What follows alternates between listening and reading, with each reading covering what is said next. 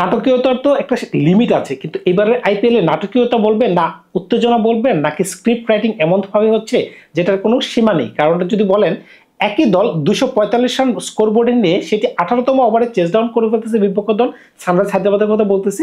আবার একই দল যখন 111 রান বোর্ডে লাগায় তারা আবার 16 রানের ব্যবধানে ম্যাচ জিতে যাচ্ছে। পাঞ্জাবের কথা বলতেছি কলকাতার বিরুদ্ধে। সুতরাং বুঝতেই পারতেছেন কোন ধরনের খেলা কিন্তু হচ্ছে এইবারের আইপিএল, বিশেষ করে পাঞ্জাব কোন ধরনের খেলা খেলতেছে। সুতরাং এই ধরনের খেলাগুলো যদি হয় তাহলে কিন্তু যারা হৃদরোগের রোগী তারা কিন্তু যে কোনো সময় খেলা দেখে মারাও যেতে পারেন। সুতরাং বুঝতেই পারতেছেন এবারের আইপিএল যে ধরনের স্ক্রিপ্ট রাইটিং করতেছে তারা, এটা কি আসলেই বাস্তব কিনা নাকি এই ধরনের সত্যি খেলা হচ্ছে সেটা আমার বোধগম্য না। এখন আপনারা একটু কমেন্টস করে জানাবেন এই ধরনের খেলাগুলো কি বাস্তবে হওয়া সম্ভব নাকি স্ক্রিপ্ট রাইটিং হচ্ছে।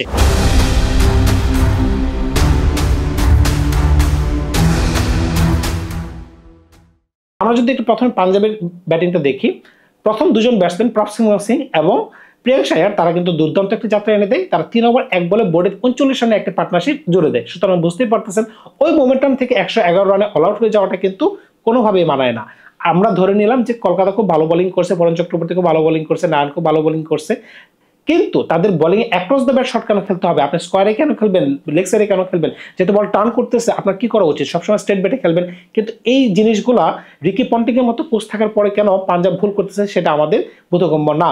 আবার যদি আপনারা কলকাতার ইনিংসের দিকে তাকান, তারা যখন 111 রানে একটি সহজ জয়ের লক্ষ্যে তারা আসলো, বাংলা নববর্ষে তারা কলকাতাকে একটা নববর্ষের শুভেচ্ছা বার্তা দিতে চাইলো, এমনকি নববর্ষের দিন একটা গিফট দিতে চাইলো যে আমরা একটা বড় ব্যবধানে অনেক বড় লম্বা রান রেট নিয়ে একটা ম্যাচ জিততে যাচ্ছি। কিন্তু না, উল্টো হয়ে গেল। কিন্তু হিসাবটা কেন উল্টা হলো?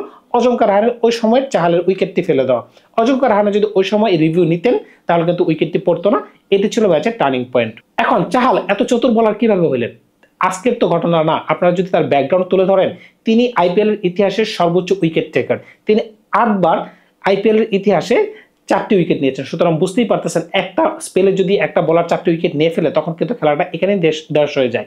আপনারা যদি খেয়াল করে থাকেন, চাহালের প্রথম ওভারে 1টি উইকেট, দ্বিতীয় ওভারে 1টি উইকেট এবং 3 নম্বর ওভারে 2টি উইকেট, মাঝখানে ম্যাক্সওয়েলের 1টি ওভারে 1টি উইকেট। কার উইকেট?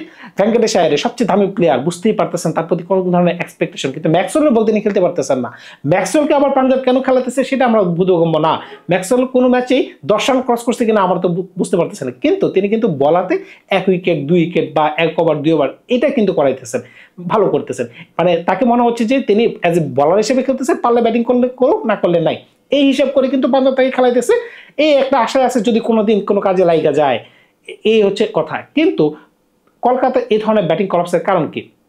ধরে নিলাম যে আমাদের প্রথম পাওয়ার প্লেতে তাদের 2 উইকেট খুব সস্তাভাবে চলে গেল, কিন্তু পরবর্তী 4 ওভারে তো তাদের একটা সলিড পার্টনারশিপ হয় অজঙ্কা রাহানে প্লাস হচ্ছে রঘুবংশের কথা আমরা বলতেছিলাম। রঘুবংশী যে ধরনের ফ্লিক মেরে একটা ছক্কা মেরেছেন, এমনকি অজঙ্কা রাহানে যেভাবে স্ট্রেট একটা ছক্কা মেরেছেন, তাদের এই 2টা শট যদি আপনি দেখেন, বাকি সব বাদ দেন, এই 2টা শট দেখলে আপনি বুঝে যাবেন যে পিচটা কিন্তু ব্যাটিং ফ্রেন্ডলি একটা উইকেট ছিল।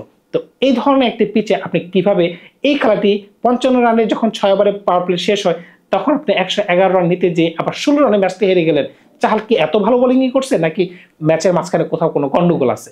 গন্ডগোল বলতে হচ্ছে আইপিএল কিন্তু এখন মাঝামাঝি পর্যায়ে কিন্তু এখন আইপিএলটা এমন পর্যায়ে চলে গেছে, এখন কোন দল সামনে যাবে কোন দল পিছনে যাবে এখন কিন্তু টেবিল টপারদের হারার পালা। আপনারা যদি খেয়াল করে থাকেন, চেন্নাই সুপার কিংস যেখানে টানা 5টা ম্যাচ হারছে, 4টা ম্যাচ হারছে, তারা এখন জয় পাইতেছে, মুম্বাই জয় পাইতেছে। গত ম্যাচে যেখানে পাঞ্জাব 245 রান নিয়ে ডিফেন্ড করতে পারে না, দেখেন আজকের ম্যাচে তারা 111 রানে ডিফেন্ড করে গেছে। চাহাল এত দুর্দান্ত বোলিং করছে, এইগুলো কি স্ক্রিপ্টেড নাকি সেটা তো বোঝা যাচ্ছে না।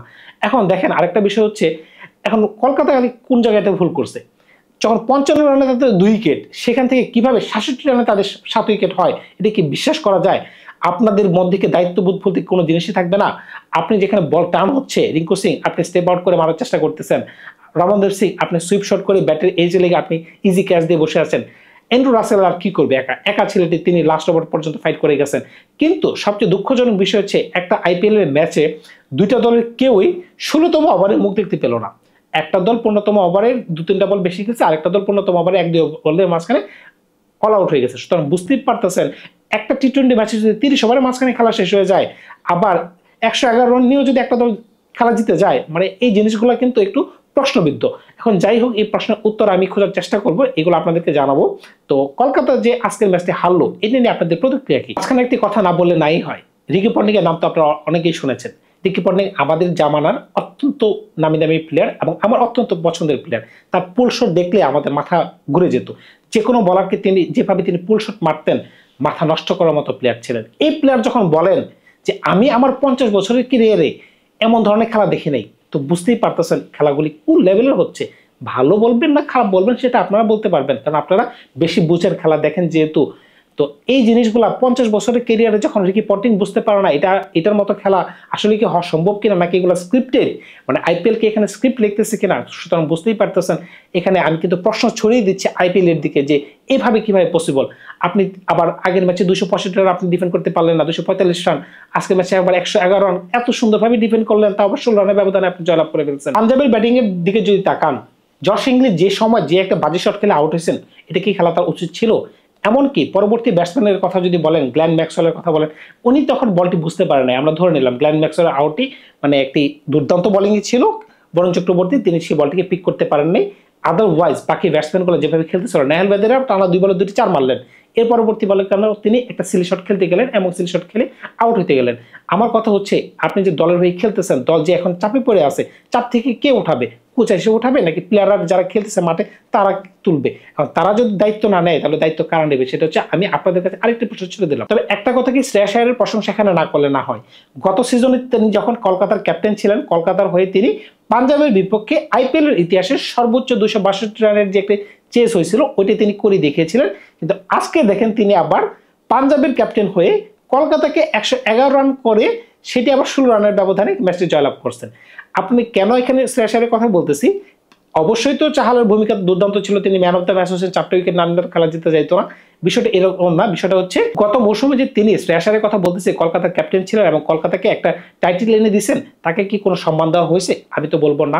আপনারা যদি খেয়াল করে থাকেন, এই প্লেয়ারকে রিটেনশন করা হয় নাই, এই প্লেয়ারকে কোনোভাবে আরটিএম দিয়ে কেনার চেষ্টা করা হয় না নিলাম থেকে, তাকে কিন্তু একরকম দল থেকে বের করে দেওয়া হয়েছে।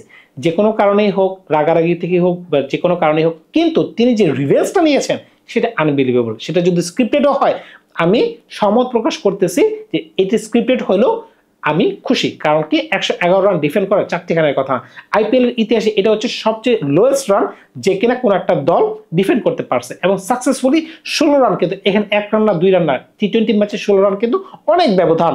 সুতরাং বুঝতেই পারতেছেন এখানে কিন্তু আমি শ্রেয়াস আয়ারের গুণগান না গাইলেই নয়। তিনি যেভাবে দলটিকে সাজিয়েছেন বা দলের রোটেশন করেছেন বোলিংগুলোকে, তিনি যেভাবেই হোক উইকেট তো ফালাইছেন, স্ক্রিপ্টেড হোক, বলাররা ভালো বোলিং করে হোক, তো দিন শেষে কিন্তু এই জিনিসটি কিন্তু কাউন্টেবল। সুতরাং আমি এখানে সবচেয়ে বেশি শ্রেয় দিতেছি শ্রেয়াস আয়ারকে, কারণ হচ্ছে তিনি যেভাবে দলকে পরিচালনা করেছেন দুর্দান্ত ছিল। তবে কলকাতার এই ম্যাচটি হারা কিন্তু মোটেই উচিত হয়নি। এটি যে তাদেরকে পুশব্যাক করে ফেলবে নিঃসন্দেহে, কারণ এখন কিন্তু টুর্নামেন্টের মাঝামাঝি অবস্থানে চলে গেছে। দেখেন যারা হারতেছিল প্রথম দিকে, চেন্নাইয়ের কথা বলতেছি, গত ম্যাচে কিন্তু চেন্নাই জিতে গেছে, মুম্বাই উইনিংস থেকে চলে আসছে। এখন কিন্তু বড় বড় ম্যাচগুলোতে কি হবে, তারা কিন্তু জিতে যাবে। বড় বড় ম্যাচগুলো যারা এখন টেবিল টপে বসে আছে, 4টা ম্যাচ জিতে আছে বা 5টা ম্যাচ জয়ের অপেক্ষায় আছে, তারা কিন্তু এই সকল দলের কাছে এখন দেখবেন ম্যাচ হেরে যাবে। যেমন আজকের যে ম্যাচটি রাজস্থান রয়্যালস ভার্সেস হচ্ছে দিল্লি কিন্তু টেবিলে 2 নম্বরে আছে। রাজস্থান রয়্যালস আপনি যদি খেয়াল করতে 5টা ম্যাচ খেলে 6টা ম্যাচ খেলে 2টা ম্যাচ জয়লাভ করছে। রাজস্থান রয়্যালস এবারের আসলে এমন একটা দল, তারা কিন্তু প্রথম কোনো সময়ই টানা 2টা ম্যাচ হারে নাই। এখন প্রথমে রায়ান পরাগের ক্যাপ্টেন্সিতে কিন্তু তার প্রথমে 2টা ম্যাচ হারছে, পরবর্তীতে 3 নম্বর ম্যাচে রায়ান পরাগের ক্যাপ্টেন্সিতে জিতছে। পরে যখন সঞ্জু স্যামসন দলের কর্তৃত্ব ভার নিলেন, মানে ক্যাপ্টেন্সি ভার নিলেন, তখন কিন্তু একটা ম্যাচ জয়লাভ করছে, পরে টানা 2টা ম্যাচ কিন্তু আবার হারছে। এখানে কিন্তু আপনারা যদি একটা জিনিস খেয়াল করে থাকেন, ব্যাটসম্যানরা কিন্তু ওই ধরনের ভালো ব্যাটিং করতে পারে না, কিন্তু জফরা আর্চার যে কিনা প্রথম 2 ম্যাচে ভালো বোলিং করতে পারে না, তিনি কিন্তু দুর্দান্ত কামব্যাক করছেন, তার বোলিং নিয়ে কোনো সন্দেহ নাই। এখন কথা হচ্ছে তারা কেন হারতেছে, কারণটা হচ্ছে সমস্ত যদি প্লেয়ারগুলো আপনার খেয়াল করে থাকেন, সমস্ত প্লেয়ারগুলো হচ্ছে ইন্ডিয়ান কোর প্লেয়ার। হ্যাঁ, ইন্ডিয়ান কোর প্লেয়াররা যে খারাপ বিষয়টা এরকম না, কিন্তু তারা ক্লিক করতে পারতেছে না। তারা রান করতে পারতেছে 30 রান, 20 রান, 40 রান, কিন্তু 70, 80, 90, 100 এভাবে এরকম কোনো রান তারা কনভার্ট করতে পারতেছে না। এই কারণে কিন্তু এবার রাজস্থান রয়্যালস দলটাকে একটু ফ্যাকাশে মনে হচ্ছে। আর দিল্লির কথা যদি বলতে হয়, দিল্লি কিন্তু দুর্দান্ত খেলতেছে। দিল্লি কিন্তু গত ম্যাচ হারার আগ পর্যন্ত কিন্তু আনবিটেন অবস্থায় ছিল। এখানে কিন্তু একটা চিন্তার বিষয় হচ্ছে ফাফ কি ইনজুরিতে পড়ে আছে কিনা, আর জ্যাক ফ্রেজার ম্যাকগ্রাথ যাকে কিনা অনেক দাম দিয়ে কেনা হয়েছে, অনেক এক্সপেকটেশন ছিল, এই পর্যন্ত তার কাছ থেকে কোনো ধরনের প্রত্যাশা আমরা পাইনি। এখন দেখা যাক আজকে ম্যাচে তাকে খেলায় কিনা। আমার মনে হয় করুণ নায়ারের যে ধরনের ইনিংসটা আমরা গত ম্যাচে দেখেছিলাম, দিল্লি যেভাবে করুণ নায়ারের এত দুর্দান্ত ব্যাটিং এর পর দিল্লি যে ম্যাচটি হারছে সেটি দুঃখজনক ছাড়া কিছুই না। আমি বলবো করুণ নায়ারকে আরেকটু সুযোগ দেওয়া হোক, আরেকটু সুযোগ তিনি অবশ্যই পাবেন এবং তাকে যেন ওপেনিং এ পাঠানো দেওয়া হয়। জেক ফ্রেজার ম্যাকগ্রাথকে কোনো দরকারই নাই, তার রিপ্লেসমেন্ট হিসেবে আপনি যাকে খুশি তাকে নেন, কিন্তু তাকে আপনার খেলানোর কোনো দরকার নেই। এতে করে কিন্তু দলের ভারসাম্যটা বেড়ে যাবে। মিচেল স্টার্কের সাথে যদি একজন ওভারসিজ বলার আপনি খেলাইতে পারেন, বোলিংটা আপনাদের স্ট্রং হলে, আপনাদের দেশি কোর ব্যাটসম্যান যথেষ্ট পরিমাণ ভালো রয়েছে। এখন দিল্লি যদি তাদের পটেনশিয়াল অনুযায়ী খেলতে পারে, আজকের ম্যাচে কিন্তু তারা একটা সহজ জয় পাইতে পারে। কিন্তু গোল বলে খেলা কিছুই বলা যায় না, যেখানে 111 রান নিয়ে আবার 16 রানের ব্যবধানে জয়লাভ করা সম্ভব। এগুলো কি স্ক্রিপ্টেড নাকি এখন আবার 245 রানে চেঞ্জ হয়ে যাচ্ছে? আমি কিন্তু বিশ্বাসই করতে পারতেছি না এগুলা। তো ধন্যবাদ সবাইকে, ভালো থাকবেন আপনারা। নতুন খবর নিয়ে হাজির হব। দিল্লি ভার্সেস রাজস্থান রয়্যালসের ম্যাচটিতে কোন ধরনের ফলাফল হয়, ভালো থাকবেন আপনারা।